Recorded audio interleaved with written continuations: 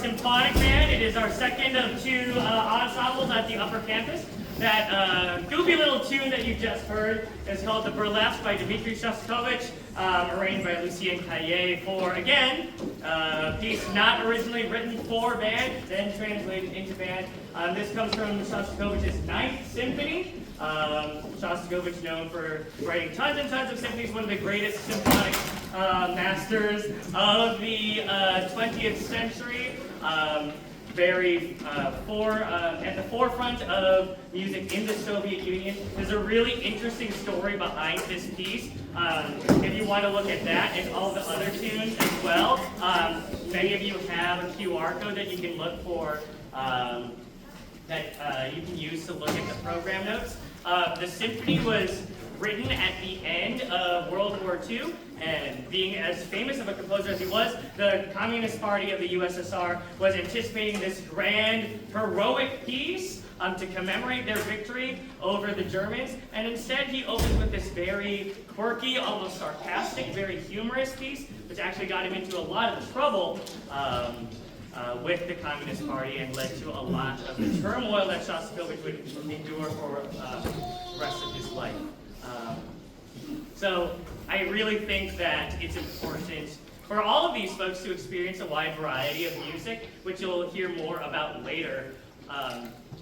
Especially in a setting, in a community like this. We don't have an orchestra program. So a lot of these folks don't have the opportunity to normally to play music by the quote-unquote great orchestral classical masters, so to speak, of the classical music world. So it's important, I think, to throw some of that at them. And they handled it beautifully. That's a really tough piece, but they did fantastically at it. Okay, so that's enough of me yapping, and honestly, I'm tired. I need to get a drink of water. I don't want to do this anymore. I'm kidding. I could do this forever. But one of the things I also really love about this program, and I really think is special, is the leadership that these students take upon themselves. A lot of these students are just chomping at the bit for the opportunity to make music, to get better, to grow with their colleagues, and to create that musical experience. We have a number of TAs that help out with our symphonic band class, upperclassmen in wind ensemble, that like to help out in symphonic band, helping with miscellaneous tasks, basically making sure that the program continues to run without falling apart. And each of which, we have 5 as a matter of fact, have claimed a different concert and a different piece. And we've been talking about conducting and rehearsal technique. A lot of them are also our section leaders for marching band. So it is with my great and deep pleasure and honor to introduce our first student conductor of the year, your conductor for this next piece, the one and only JC Finch.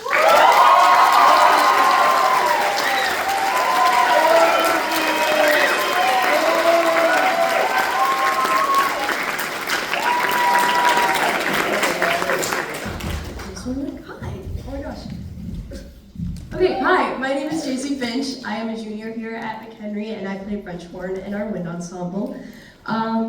Which is really funny saying that because I know a lot of us here today are little siblings that were forced to come watch their older siblings play, right?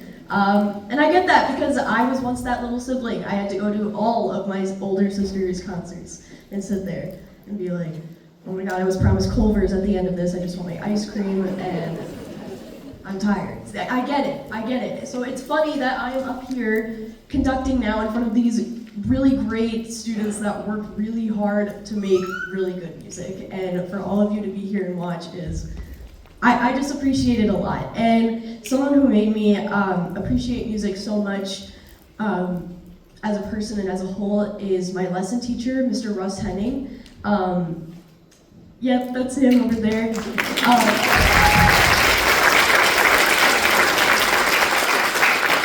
I don't know if he knows it, I don't know if anyone knows it.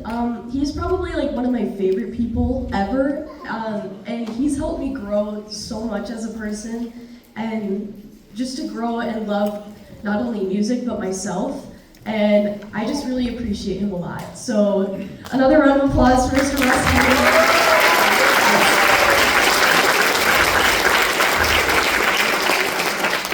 With that being said, the next piece you're going to hear is a funeral ballad. Yeah, it's a funeral ballad. And basically it is this, Russ helped me come up with the little description of it. It's this German orchestra writer who wrote an orchestra piece for someone that he really looked up to, who unfortunately passed away. And he basically wrote a German orchestra piece for his funeral. So this is Trauer music, and yeah, it's a funeral ballad. Okay, thank you.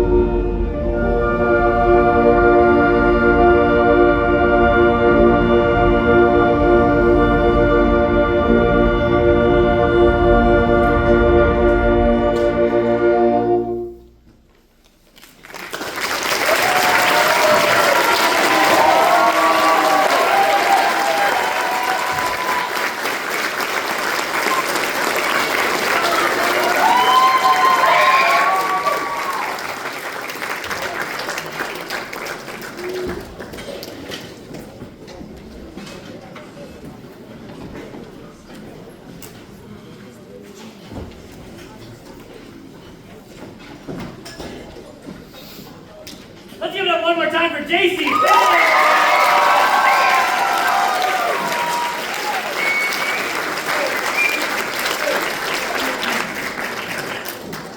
Fantastic job. Honestly, I could rave on and on about her.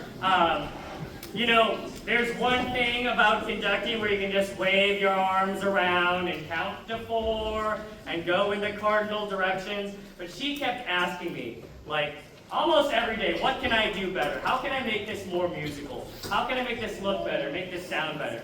So, far and away above the bare minimum, and I really, again, do not give enough credit to her for her spirit and for her enthusiasm and dedication to both this piece and the program as a whole. So, one last time, Jason. We're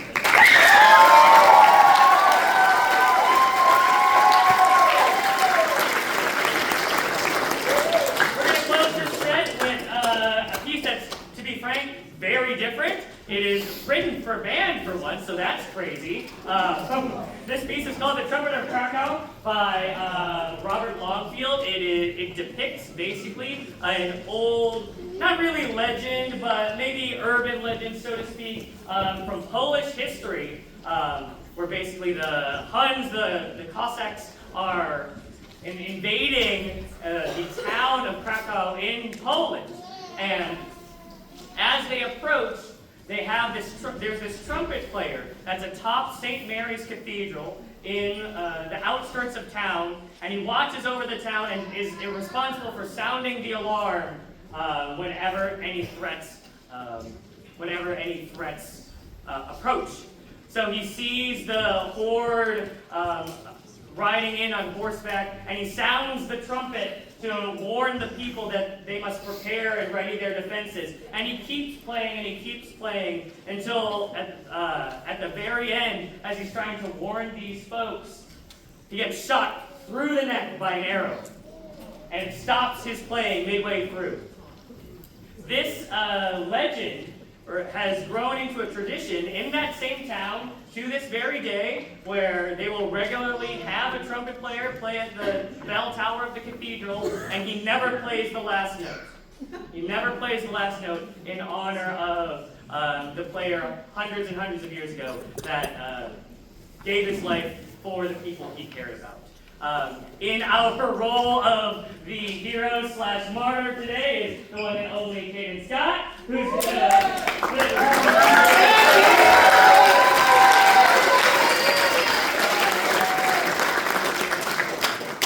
and you know, this is sort of an aside. I realized, a couple weeks ago I was telling this band that all of the tunes that Symphonic band is playing are about death. So, happy Halloween!